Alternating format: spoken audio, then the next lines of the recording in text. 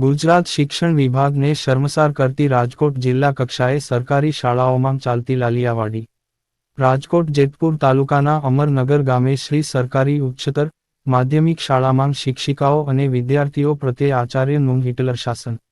રાજકોટ જેતપુર તાલુકાના અમરનગર ગામે શ્રી સરકારી ઉચ્ચતર માધ્યમિક શાળા દેશની આઝાદી પહેલાંની આ શાળામાં કઈ રીતે શિક્ષણ આપવામાં આવે છે અને કઈ રીતે શિક્ષિકાઓ અને વિદ્યાર્થીઓ માટે આચાર્યનું હિટલર શાસન ચાલી રહ્યું છે તેના કેટલાક પુરાવા શિક્ષિત સમાજને તેમજ શિક્ષણ વિભાગને હચમચાવી નાખશે એવી હકીકતના પુરાવા અમદાવાદના પત્રકારોની એક ટીમને હાથ લાગ્યા છે। એક તરફ દેશના યશસ્વીમાં વડાપ્રધાન નરેન્દ્રભાઈ મોદીનું યુવાધન માટે શિક્ષણનું સૂત્ર પઢેગા ઇન્ડિયા તો બઢેગા ઇન્ડિયા અને ડિજિટલ ઇન્ડિયા આ સપના ચકનાચૂર કરનાર આ રાજકોટ જેતપુર તાલુકાના અમરનગર ગામે શ્રી સરકારી ઉચ્ચતર માધ્યમિક શાળાના હિટલરશાહી સ્વભાવના આચાર્ય જેબી ડોબરિયાની ઉપર કયા અધિકારીઓના આશીર્વાદ છે એ તપાસનો વિષય છે। હિટલરશાહી સ્વભાવના આચાર્ય જેબી ડોબરિયા દ્વારા જેતપુર તાલુકાની અમરનગર ગામે શ્રી સરકારી ઉચ્ચતર માધ્યમિક શાળામાં આ વર્ષે ધોરણ 11 અને 12ના વિદ્યાર્થીઓના એડમિશન નહીં કરવા બાબતે કેટલાક પુરાવા સાથે તથ્યો સામે આવતા ભાજપ સરકાર સહિત શિક્ષણ વિભાગ શર્મસાર ચોક્કસ થશે। કારણ કે આચાર્ય દ્વારા શિક્ષકોની હાજરી પણ સમયસર નથી પૂરવામાં આવતી અને આચાર્ય પોતે પણ અનેક દિવસો સુધી હાજર નથી રહેતા અને શિક્ષકોનું હાજરી પત્રક પણ પોતાની કસ્ટડીમાં રાખી નિયુક્ત થયેલ શાળાના શિક્ષકો હેરાન કરવાની નીતિ પણ અપનાવે છે। જો આ અમરનગર ગામે શ્રી સરકારી ઉચ્ચતર માધ્યમિક શાળામાં સરકાર તરફથી ધોરણ 11 અને 12ના વર્ગની ગ્રાન્ટ અને શિક્ષકોની ફાળવણી થતી હોય તો કયા કારણથી આચાર્ય દ્વારા ધોરણ 11 અને 12ના એડમિશન નહીં કરવા કેમ શિક્ષકોને જણાવેલ એ તપાસનો વિષય છે। આ સ્કૂલની જાણ પત્રકાર ટીમ દ્વારા તલાટી સરપંચ અને ડીઓને જાણ કરતા આજ દિન સુધી જેબી ડોબરિયા પર કોઈ પગલાં લેવામાં આવ્યા નથી કે કોઈ વિદ્યાર્થીનું એડમિશન લેવામાં આવ્યું નથી। આ અમરનગર ગામે શ્રી સરકારી ઉચ્ચતર માધ્યમિક શાળામાં ધોરણ 10 સુધી ભણેલા વિદ્યાર્થીઓને ધોરણ 11 અને 12માં આ શાળામાં ભણવાના સપના ચકનાચૂર કરી મોંઘી અને ખર્ચાળ પ્રાઇવેટ શાળાઓમાં એડમિશન લેવા આ તાલુકાના વિદ્યાર્થીઓ અને તેમના પરિવારો આચાર્ય દ્વારા મજબૂર અને લાચાર કેમ બનાવવામાં આવે છે। અમરનગર ગામે શ્રી સરકારી ઉચ્ચતર માધ્યમિક શાળામાં હિટલરશાહી સ્વભાવના આચાર્ય જેબી ડોબરિયા દ્વારા હાલ શાળામાં કાર્યરત મહિલા શિક્ષિકાઓને જરૂરી સમયે હક્ક રજા નથી આપતા। આચાર્ય દ્વારા બૂમાબૂમ કરી શિક્ષિકાઓ સાથે વાત કરવાની માનસિકતા ધરાવે છે અને આ વાત પત્રકાર જગતમાં જાહેર થયા બાદ કદાચ આચાર્ય જેબી ડોબરિયા શું કોઈ શિક્ષિકા માટે તાલિબાની સજા જાહેર કરશે।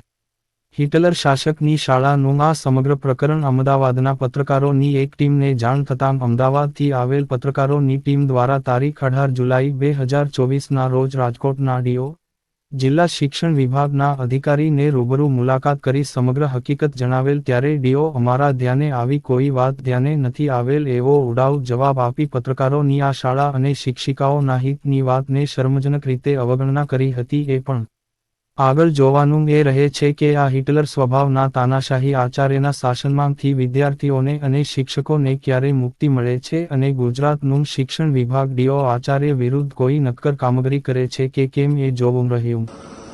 નામ જણાવો તમારું। મારું નામ પારગીનીતા ચકુભાઈ છે। તમે જે સ્કૂલ છે તેમાં કેટલા સમયથી નોકરી કરતા હતા? હું ત્યાં 2020 નવેમ્બર 2020 અને અત્યારે હાલ તમે કઈ જગ્યાએ નોકરી કરો છો? હાલમાં હું અત્યારે જામકણા તાલુકાનું દળવી ગામ છે ત્યાં સપ્ટેમ્બર મહિના મારી બદલી થયેલી છે કામગીરી ફેરફાર એટલે આશરે 10 મહિનાથી હું ત્યાં નોકરી કરું છું। અને અહીંયાથી ત્યાં તમને ટ્રાન્સફર મળવાનું કારણ શું હતું? એમાં એવું હતું કે ઇન્ચાર્જ આચાર્યોના ચાર્જમાં જેબી ડોબરિયા સાહેબ 18/7/2023ના રોજ આવેલા અને ચાર્જમાં આવી અને એમનું જે સ્વભાવ છે કે ખોટે ખોટી જોબની કરવી દાદાગીરી કરવી તો એ રીતના એના વર્તન વ્યવહાર હતા અને ટાઈમ ટેબલ બાબતે અને વિષય ફાળવણી બાબતે ઉચ્ચ માધ્યમિકના શિક્ષકોમાં હું અને દીપ્તિબેન પરમાર હતા તો અમારી સાથે વિષય ફાળવણી અને ટાઈમ ટેબલ બાબતે ઉગ્ર બોલાચાલી અને ઝઘડો કરવા લાગેલા અને ખોટું ટાઈમ ટેબલ બનાવી અને અમને એ ટાઈમ ટેબલ અમને 2 શિક્ષિકાઓને જ લેખિતમાં આપેલું અને એમાં એમણે અમને બંને શિક્ષિકાઓને અસંતોષ જણાવ્યો એટલે એ બાબતની રજૂઆત અમે જેબી ડોબરિયા સાહેબને કરેલી તો એમને અમને ચપટી વગાડીને ગેટ આઉટ કહેલું કે મારે તમારું કંઈ સાંભળવું નથી, તમારે જે કરવું હોય એ કરો, આ ટાઈમ ટેબલમાં હું તો કોઈ પ્રકારનો કંઈ ફેરફાર કરવાનો નથી, તમને જે અસંતોષ હોય તે તમારે જેને રજૂઆત કરવી હોય એને તમે કરવા જાઓ. અને વારંવાર ઊંચા અવાજે રાડો પાડી અને ઓફિસમાંથી અમને ગેટ આઉટ કરી મને અને આ રીતે સતત માનભંગ અને માનહાનિ કરતા હતા. આ જે બીના બની છે તે તમારા એકની સાથે જ થયેલી છે કે અન્ય જે ત્યાં આગળ ભણાવતા હોય તે શિક્ષકો સાથે પણ આવું વર્તન થયેલું છે તેમનું? ત્યારે હું અને જે અન્ય શિક્ષિકા છે દીપ્તિબેન પરમાર. મારું નામ દીપ્તિબેન પરમાર. હું અહીંયા 21/11/2020 થી મારી ફરજ બજાવું છું. જામનગર જિલ્લામાંથી ટ્રાન્સફર થઈને અહીં રાજકોટ જિલ્લામાં આવેલી છું. ત્યારથી લઈને અત્યાર સુધીમાં અહીંના ઘણા આચાર્યો છે બદલી ગયા, પણ કોઈ આચાર્યને ક્યારેય કોઈ શિક્ષક સાથે તકલીફ નથી થઈ. અત્યારે જે આ પ્રશ્નો બન્યા છે, અમારા આ જે નવા આચાર્ય ઇન્ચાર્જ તરીકે કામ કરે છે જયદીપભાઈ ડોબરિયા, એમના સમયગાળામાં ખૂબ વાદ વિવાદ અને પ્રશ્નો ઉભા થયા છે. હવે સર આમાં છે એવું કે અહીંયા મેઇન પ્રશ્ન એ છે કે અત્યાર સુધી તો ગયા વર્ષે ઘણા એવા પ્રશ્નો હતા, પણ અમારા ઈઆઈ સાહેબે અમને સમજૂતીપૂર્વક અને સમાધાનકારી વલણ અપનાવીને કહેલું હતું કે તમે શાંતિથી સર્વિસ કરો, તમારા અંદરના પ્રશ્ન છે એ તમે અંદરો અંદર થોડુંક લેટ ગો કરો અને સમાધાન કરો. એટલે એ અનુરૂપે અહીંયા પ્રશ્ન બન્યા હતા ત્યારે સરપંચશ્રી પણ હાજર હતા, અહીંના ગામના જે ભૂતપૂર્વ આચાર્ય પઠાણ સાહેબ હાજર હતા અને ગ્રામજનો હાજર હતા. એ સમયે થોડો વિવાદ બન્યો હતો. ઈઆઈ સાહેબ હાજર હતા, એડીઆઈ સાહેબ હાજર હતા અને એ લોકોએ આ બધાની હાજરીમાં બધા પ્રશ્ન સોર્ટ આઉટ કરી અને કહેલું હતું કે હવે અહીંથી કઈ બીજો પ્રશ્ન આવવો ન જોઈએ. અને અમે લોકોએ ખૂબ સમજૂતીપૂર્વક એ કામ કરેલું હતું. એ પછી અમે ક્યારેય ડીઓ કચેરીનો પગ ચડવા પણ નથી ગયા, અમે અમારી ફરિયાદ કરવા પણ નથી ગયા. છતાં પણ અમને એવું જાણવા મળેલું આજુબાજુથી કે અહીંના ઉચ્ચતર માધ્યમિક શાળાના શિક્ષકો છે એ ભણાવતા નથી. હવે ડીઓ સાહેબ જે અમારા અધિકારી સાહેબ છે એમની સામે અમારી પ્રતિષ્ઠાને હાનિ પહોંચી, જેનું અમારું છેલ્લા 4 વર્ષથી પરિણામ 100% છે. અહીં જો અમે ભણાવતા ન હોય તો અમારું રિઝલ્ટ કેમ 100% આવે?